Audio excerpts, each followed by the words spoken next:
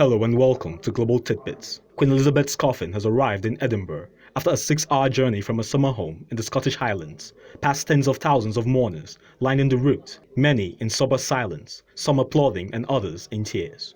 Shortly after 10 a.m., a hearse carrying Elizabeth's oak coffin emerged from the gates of the Balmoral Castle, where she died, to start a slow drive through Windsor, Buckingham Palace in London, and other notable locations while en route to the Scottish capital. Meanwhile, London's Westminster Abbey is preparing to hold the funeral of Britain's Queen Elizabeth, who died this week after 7 years on the throne. The funeral will be held on Monday, September 19.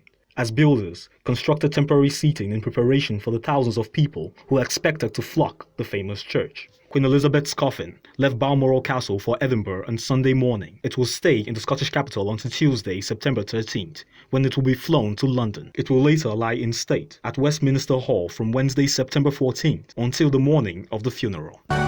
King Charles has held an audience with representatives from the Commonwealth in Buckingham Palace as he takes on the role as head of the Union. The meeting was attended by officials from across the world, including the Bahamas, Canada and New Zealand, as well as the British Foreign Minister James Cleverly. He also met Commonwealth General Secretary Patricia Scotland separately. Meanwhile, as ceremonies were held in Wales and Scotland to proclaim the new King Charles, not everyone was celebrating his ascension to the throne. Still photographs from Edinburgh and Cardiff showed protesters holding banners, and in Scotland, shouts of protesters could be heard over the national anthem as it was played at the end of the ceremony. And the protesters in Wales described the proclamation of King Charles as colonial subjugation of the Welsh people and denounced him as their king.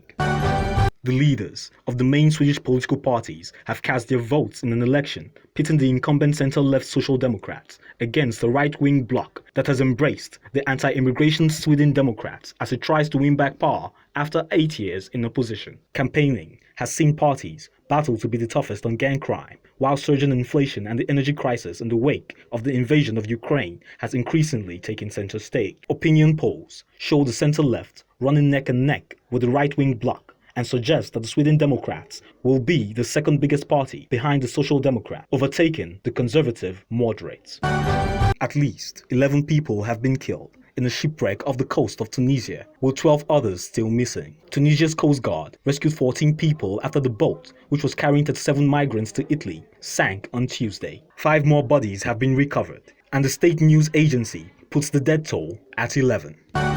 And finally, on Global Tidbits, the construction of the water diversion tunnel of Pakistan's Suki Kinari hydropower project under the China-Pakistan Economic Corridor has been successfully completed. The diversion tunnel passes through multiple fault zones and water-rich zones with a total length of 23.156 kilometers, also having a pressure tunnel connecting reservoirs and pipelines. The tunnel is an important part of the project's water diversion system and the most important building in the hydropower project, located in the Menesara district of the South Asian country. And that's it on Global Tidbits.